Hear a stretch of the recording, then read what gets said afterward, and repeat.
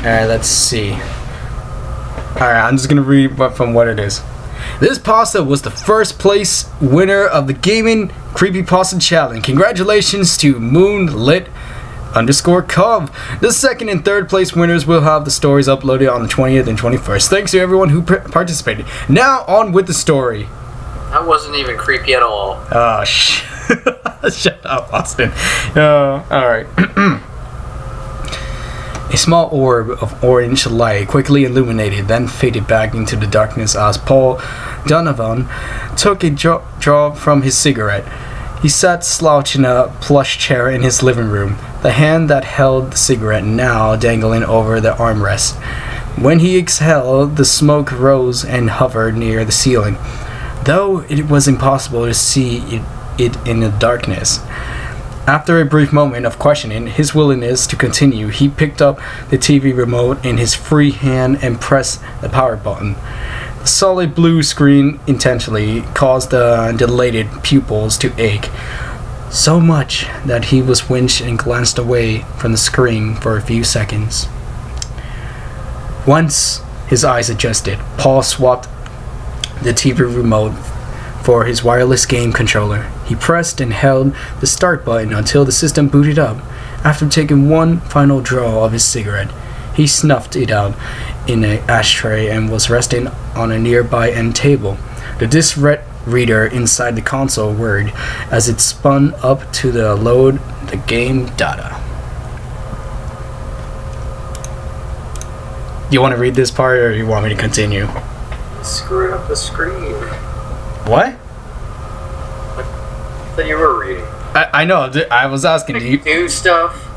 Do you want me to read the rest until we get to like Charmley, Lemon 01, like different people? Okay. Okay, fine. Whatever. I'll read the rest. All right. Continue to level 3. The dialogue box gave him on one last chance to change his mind. He intentionally used the controller stick to highlight the no response and lingered there while contemplating the possible consequences on playing on.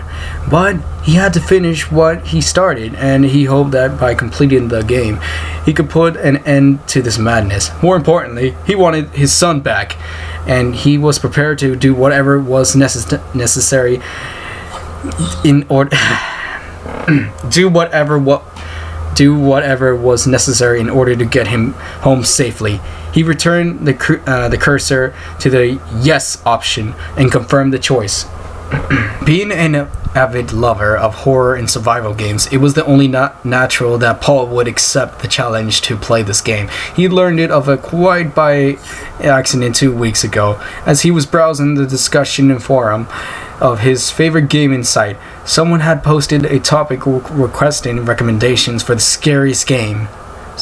Paul opened the thread with the intention of providing a long list of his favorites, but as he read through the response, he saw how the conversation had turned into a much different direction, beginning with a reply from a user he never seen before. Okay, Austin, you can read some. You can read the like, I don't know, some of them, like, you know, back and forth to me, back to you, back to me, that type of thing. There's like 5 characters there. Whatever, fuck it, let's just do it. Oh shit. And go. Chameleon01. If you guys are looking for a scary game, I've got one for you. I'll bet no one on this board could even finish it. Gamer Gabe. Yeah, right. We played everything there is. What's the name of this then, newbie? Dark-Shadow 957. Low post count plus outrageous claim equals troll. 00 Raven 00. Well, what game is it? Revenge of Seraph. Let me guess, a Pokemon game? Gamer Gabe. At Revenge of Sephra. Dark-Shadows 957. Troll! Come on, guys, don't feed the troll. I think that's still you, like from the first one. But I gotta say this. Gray fucking screen, come on. Chameleon01. It is cold. Willow Creek. Gamer Gabe. Sounds lame.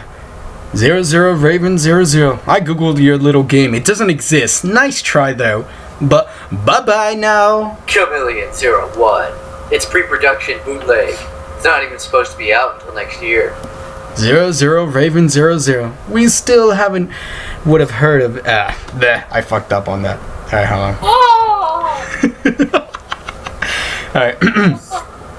Alright. Shit, where was I? Okay.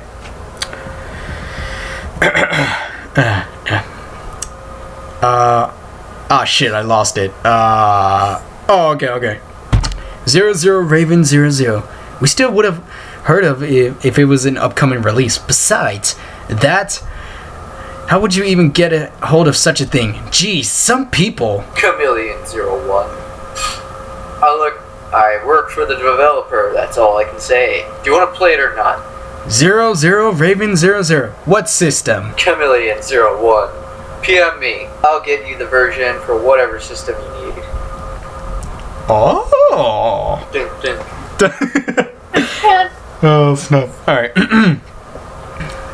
You want to read this or do you want me to read it? Does this site require parental permission?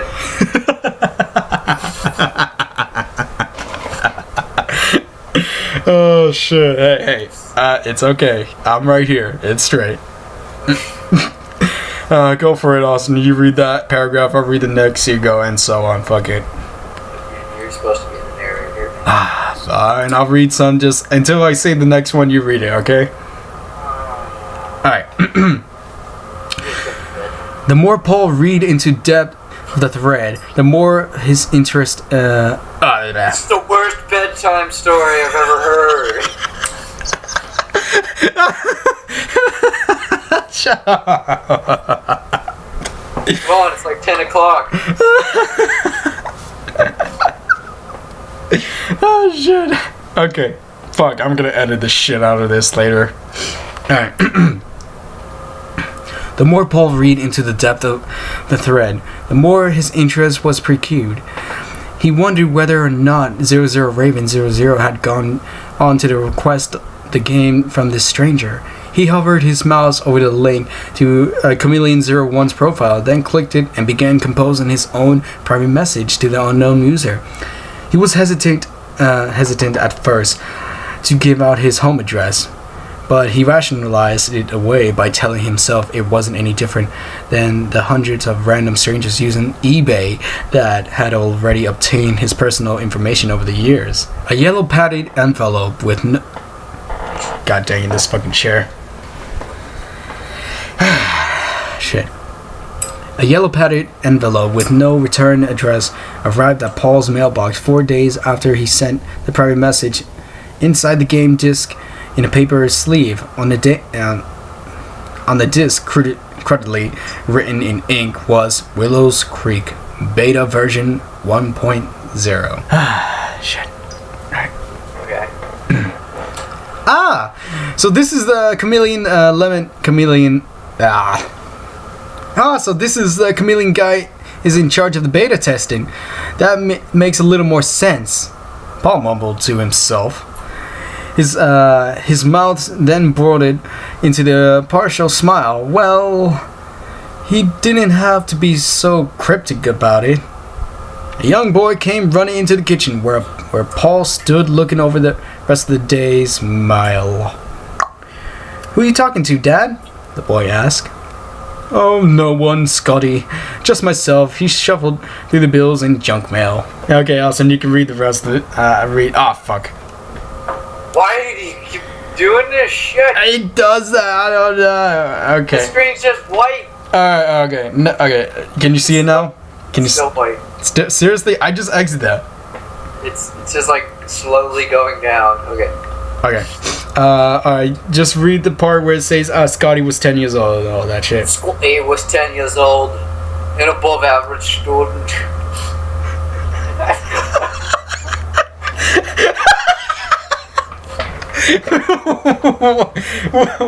What? Oh shit. But he's the typical boy all around. He loved playing the seamlessly endless stream of video games that his father was constantly bringing home. They had partnered up for many adventures on most of the multiplayer games, unless Paul deemed the game to be too mature for Scotty. And even when games were single player, Scotty loved to watch as his father solved all the puzzles and defeated the toughest bosses. Paul knew that Scotty's mother would probably not approve of all the games that they'd be playing together, but she hadn't had a say in the matter for nearly a year now. Hey.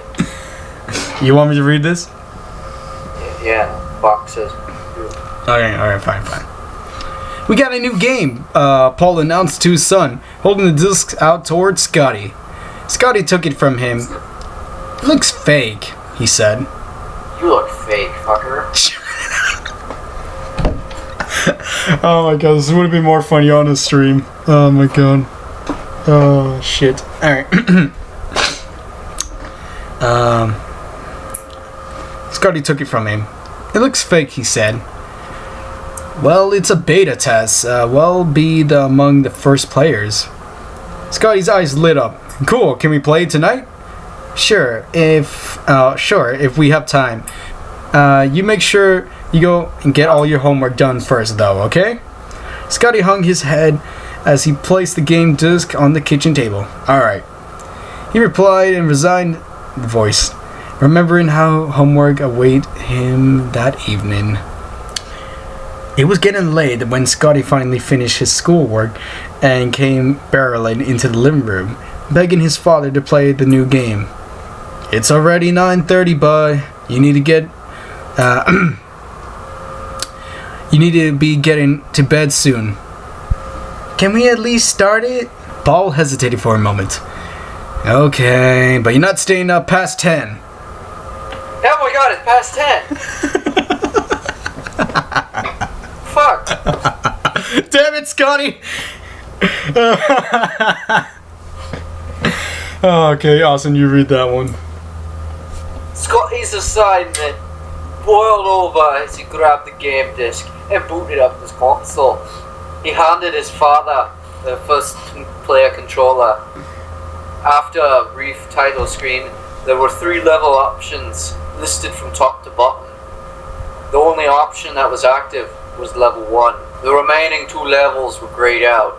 In the background, beyond the text, was the still image of a closed door, depicted from the inside a dark room, light radiating from the gaps in the edges. What's this about? Scotty asked. I don't know exactly, but it's supposed to be scary, so I might be sending you to bed if it gets too bad.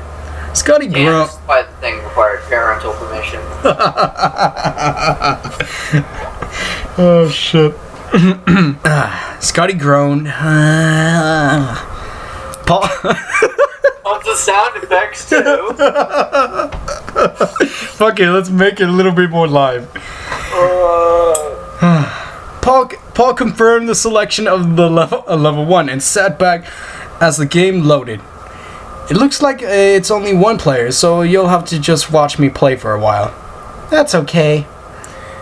That's okay. Go for it, Scottish voice. Go for it. Oh my god, it keeps going up. After a few seconds of load time, a cut screen appeared.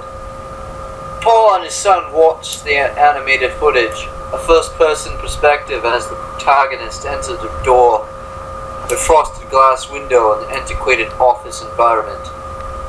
On the window, decaled in thick black lettering, was Detective Charleston. Somber ambient music drowned in the background. That is the weirdest fucking music I've ever heard. The scene reminded Paul of the way many of the classic film noirs he had seen over the years had begun. Fucking gang shit! Right away, he realized that this would be more of a puzzle-solving game, an intellectuals game. Paul caught on to the gist of the game. relatively quickly. He played as Detective Charleston, traveling all around the virtual town of Willow Creek and finding clues that could be pieced together to advance the storyline. In Level 1's mystery, he was introduced to the story of James Braxton, the man that works the third shift at Willow Creek Steel Mill. One night, while having an argument with a co-worker, James was pushed into a blast furnace. That fucking escalated quickly. Oh, good. The perpetrator left the scene, and there were no other witnesses. It was up to Paul to find all the evidence and have the murderer convicted. During one particularly realistic cutscene of the murderer, Paul had ordered Scotty off to bed. Scotty protested at first, but soon relented. Paul finished solving the case by himself and was pleased with his work when the police finally slapped the handcuffs on the murderer in the final cutscene on Level 1. The game automatically solved his progress. I know. Don't worry. I'm just gonna, I'm just making I'm trying to make the sound effect. I'm just making the sound effect. Hold on. Give me a second. Suck.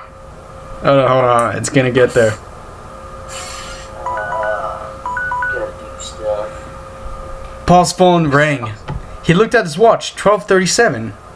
Come on, come on, you're gonna wake up Scotty.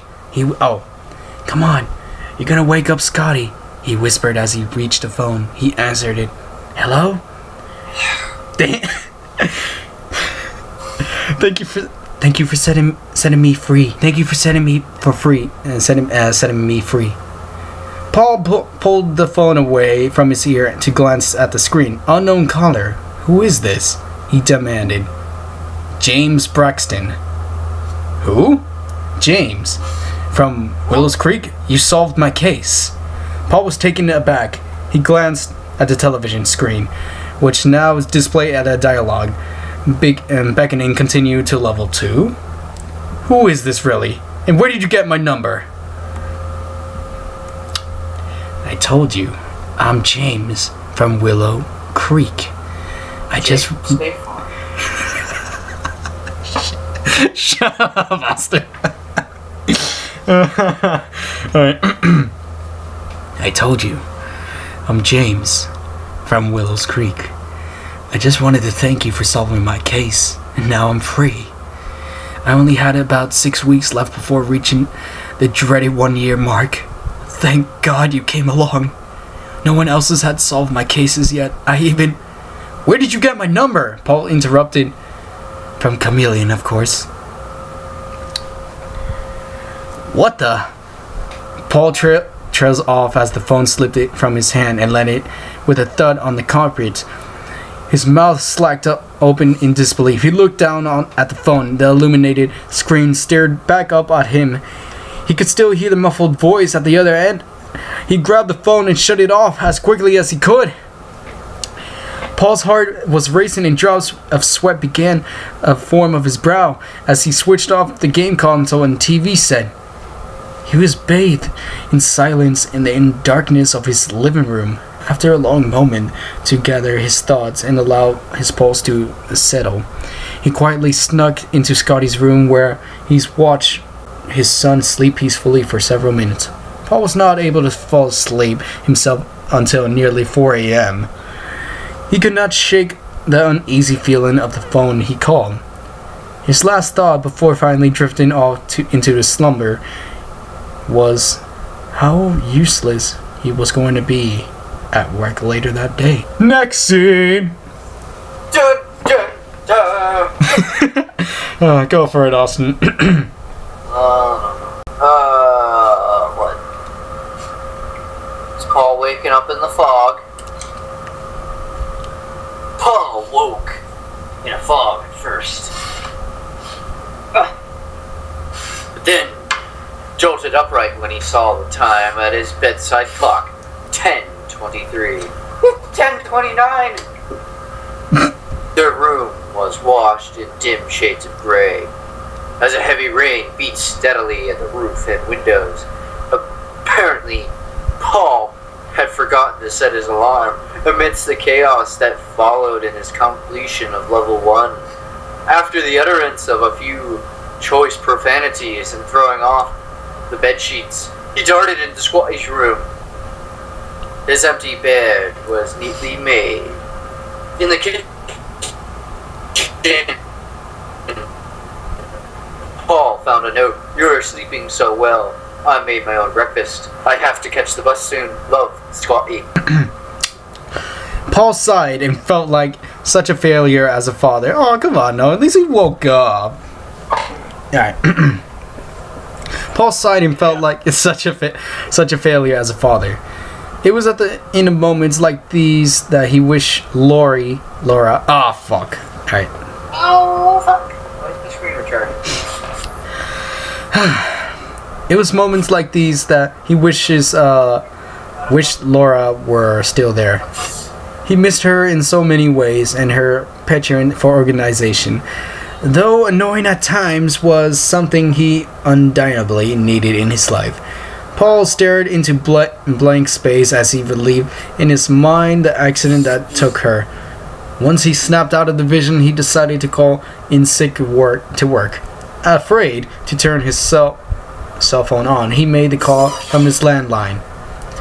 After a quick breakfast, Paul debated with himself whether or not to continue the game. He finished off a cigarette as he rehashed the events of a previous night. As unnerving as it had been for him at the time, it now seemed like nothing more than a strange coincidence with a wrong number. A very strange coincidence, but how else could it be explained? Besides, Paul was never the one that took back away from a challenge. He had to finish the game. The console booted up, the disc spun, and the title screen gave way to a dialogue bug. Continue level 2.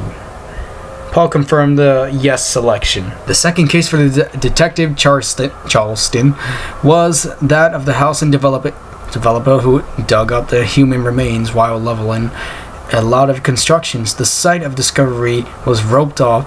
It was the objective of the player to properly collect all of the evidence and determine who the remains belonged to and what had happened to them. Paul was so meticulous in his actions and was carefully to think of every possible piece of evidence. He collected samples for DNA testing. He interviewed the former landowner, the construction foreman, and the equipment operator who was made in discovery. He pored over the photographs of the crime scene. Not cream. Fuck. Take over, Austin. Take over, Foxtrot. Foxtrot. Banging my head on the fucking screen's all weird again. Really? Yeah, it keeps doing weird shit. It keeps turning gray. It's like normal. That is actually the color of it. It just like blocks out everything though. I just see like the top thing. That's weird. No, just read the one that says little by little he pieced together. Little by little he pieced together the story of a woman that had been kidnapped and murdered. She had been carjacked in a fiery accident that was staged to cover up the disappearance. She was then held captive by her abductor until he finally did away with her and buried the remains. The case was solved in its entirety, and the DNA results came back. There were 2 DNA profiles in the samples. One for the perpetrator, who turned out to be a known troublemaker and Willow, and the other for the victim, Laura Donovan. Paul threw the controller aside. His pulse immediately increased to the point that he could feel his neck throbbing. His ears rang and began shaking. Shaking. There's no way. He choked on his words. Tears welled up in his eyes as he recalled in the circumstances surrounding Laura's death. The car has burned beyond recognition. The funeral was closed casket. Had something more happened to her? Had she not died at that scene as this game was suggesting? What are you? He screamed at the television, his face dark red. There was no answer, just the ever-increasing throbbing of his pulse and new audible in his ear, and the prompt on the screen, continue to level 3. Paul rushed over and unplugged the game system. The TV screen shone solid blue, with the exception of pounding rain outside. Silence enveloped the house. Blah. He paced around the living room, wrestling in his own mind for answers. How was this possible? It was no way. It was all a coincidence. The wall phone rang. The sound of a mechanical bell was jolting, threatening to split Paul's head in two. He agonized at the thought of the caller's identity. Most people did not have his home phone number. No! Please, no! No! Don't do this to me! He intentionally reaction was one of the terror, but what if it was really Laura calling? What if he somehow released her from the clutches of this game, just as James claimed that he'd done in his case? Ridiculous! Paul thought. She's dead! He made his own way over the phone and mounted to the kitchen. Hello? Oh, shit. Go for it, Austin. You can read that part. You can have the fun parts, too. What? I'll have fun. Oh, Foxtrot. No, Paul said with great caution, the way an intimidated child would approach an angry parent. Paul Donovan? It was a woman's voice. Yes, this is Janice Pendleton from Roosevelt Elementary School. We are just calling to check in on your son, Scotty, since he was absent today. Paul was at a loss for words. Janice continued. We couldn't reach you on your cell phone. We found this alternate number in Scotty's file. You're telling me he didn't show up today? There was a pause of confusion before Janice delicately replied, Yes, sir. We found it odd, since he rarely misses a day, so we wanted to check. She trailed off. He left for school as usual this morning. I mean, I was sleeping, but he realized that no matter what, fuck it, moved. What he said next, it would make him sound like a negligent parent. He began to weep and tried his best to hide this from Janice, but she was able to pick up on it. Mr. Donovan, the screen is gray.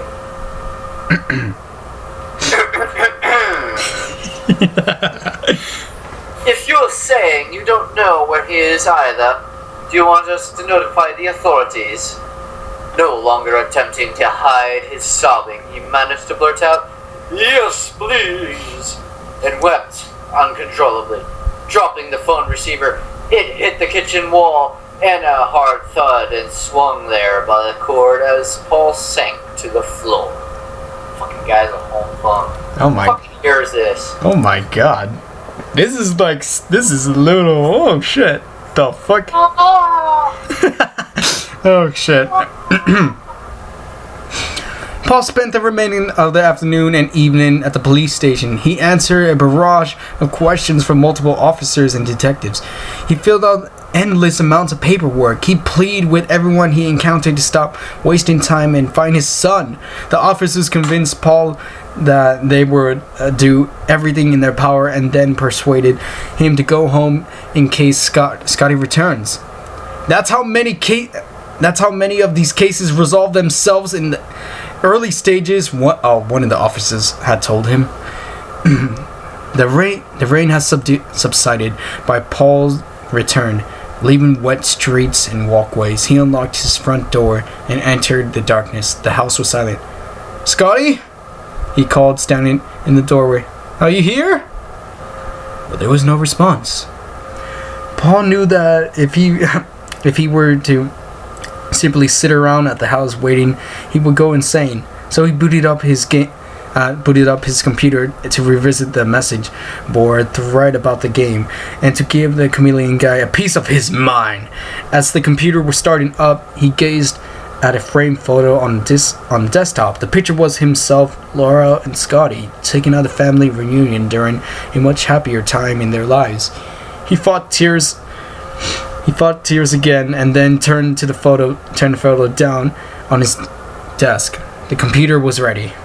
He navigated to the message board and found the thread. He noticed two things that happened since he had last been there. First, the user Chameleon 1 was no longer listed. Everyone he had posted his username was replaced by an icon with the text no longer on register the user. The other item oh shit. Oh shit, I thought you were gone. No, okay. Where was I? Fuck, where did it go? Oh, okay.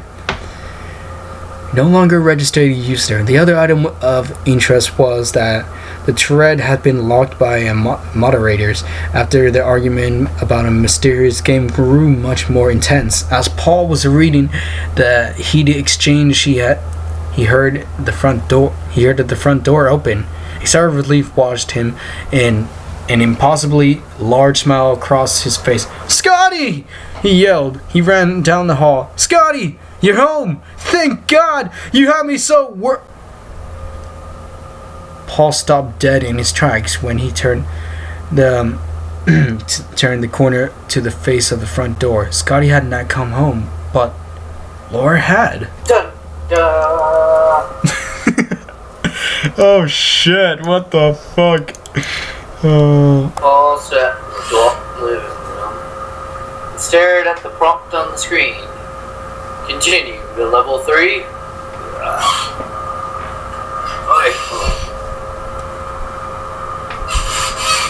After selecting yes and a great fucking thing,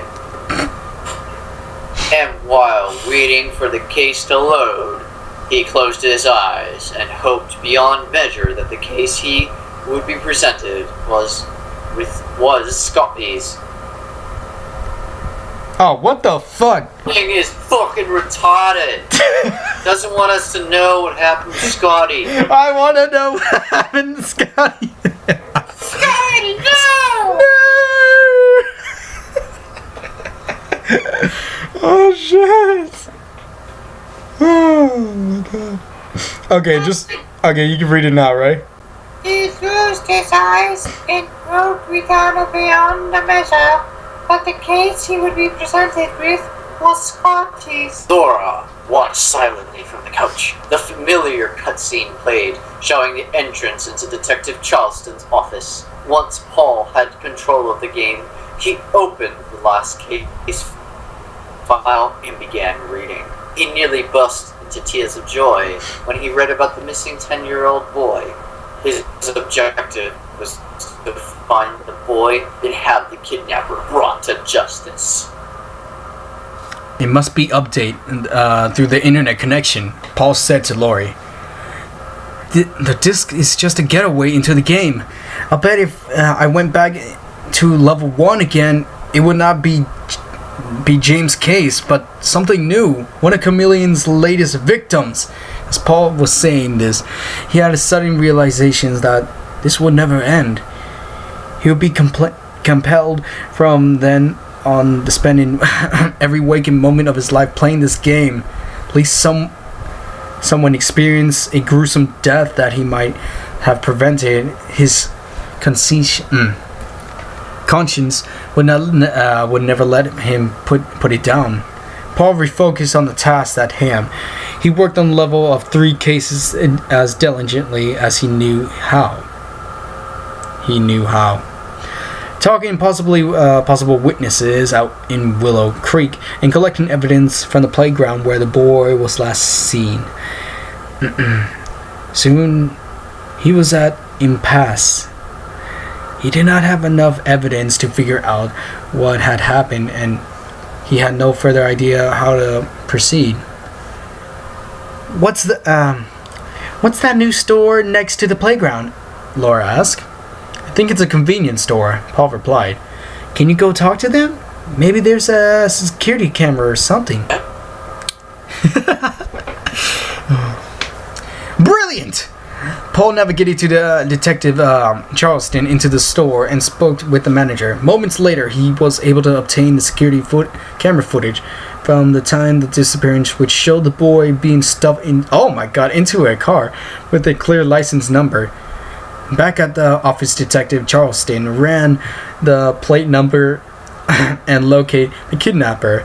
After the handcuffing scene, Paul was treated as a congratulation message for solving the case in level 3, and they waited.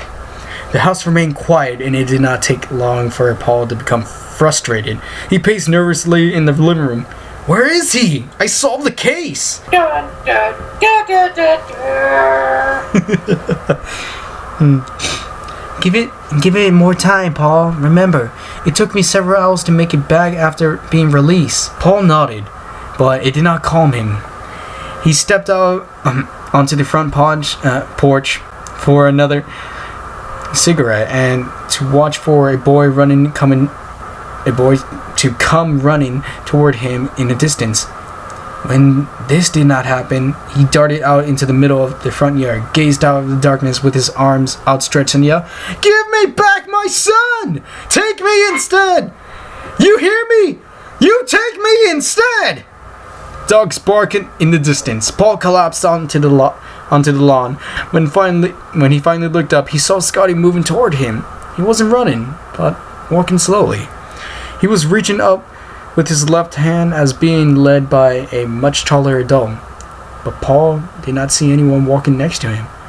As Scotty approached, Paul could barely make it out of the vague outline of a tall, cloaked figure holding Scotty's hand. What the fuck just happened?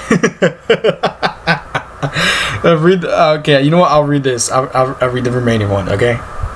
You read the next one, okay? Alright. In a moment, Scotty was in Paul's...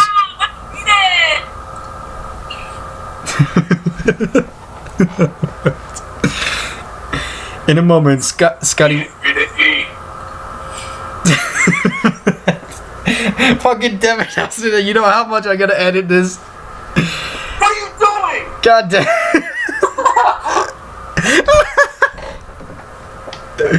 Oh, shit. In a moment, Scotty was in Paul's arms. Oh, shit! The outline figured Outside my face! stood over them. It was not transculate, but tightly solid. Yet it took on the perfect semblance of the surrounding behind him. If Paul were to reach out and touch it, his hand would not pass through it, but met resistance as real as any other body. It stood motionless and silent and waited. Laura burst from the front door and off to the porch into the yard. "Scotty!" She called to him. "Mama? It's me, baby. It's really me. It's really me." You baby. As they hugged and wept together, Paul turned his attention toward nearly indescribable cloaked figure. It was at least 8 feet tall by his best estimation.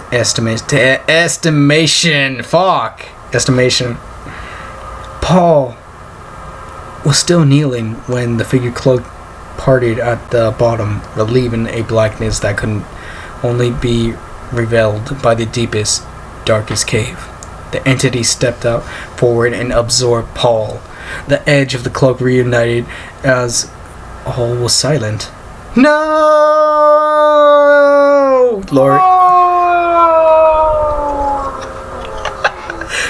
Laura's scream was drawn out and ended with a hysterical wailing as she realized that only she and Scotty remained in the front yard. "You may go, Austin." Or Foxtrot, or Ronin. Where is it? Somewhere.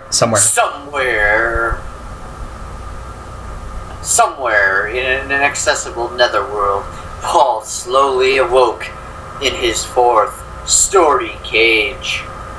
He heard the wailing of all the other occupants in their cells, though he could not see them. On the wall in the dark cage was a placard. Placard. What word is that? Yeah, placard. Placard. With Yeah. 2 dates written on it. The first was the date of his imprisonment, and the second was the date exactly 1 year from then. Suddenly, there was commotion below as a slightly overweight man was led by the cloaked figure onto the spotlit stage in the center of the arena below. The man was Manacled? Yeah. Who makes up these words? I mean, those are actually real words, dude. Manacled. I think that's supposed to be manslid. Yeah, whatever. Yeah. To a post with a sinister-looking mechanical device positioned behind him. Paul had already closed his eyes by the time the machine was started up. He did not want to see what it was, or what was going to happen to the man. However, the screams he heard would never leave his mind. 750 miles away from Paul Donovan's earthly home, a middle-aged man known in a certain internet gaming cycle as 00Raven00 opened a padded envelope that had been sitting on his kitchen counter for several days. He inserted the playing disc into his gaming system and watched the opening sequence. Once he had control of the game, he opened the file folder on the Detective Charleston's desk. Apparently, a man named Paul had been pushed in front of the subway train by another person who had fled to the station, according to witness statements in the file. Being primarily an action-based gamer, 00Raven00's patience wore thin quickly, and he spent only 15 minutes exploring for clues before giving up. Psh, this isn't even scary, he declared and switched off the system. Credit to Moonlit_Cove, rating the creepypasta at 9.0 out of 10. Good job. I'm sorry we are fucking this story up, but yeah.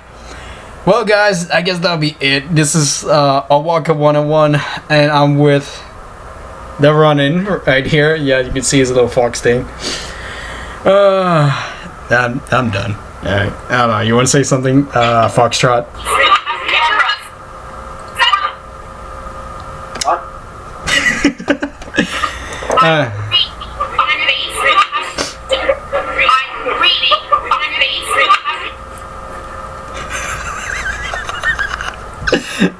Okay. Well, bye for now, guys. Bye-bye.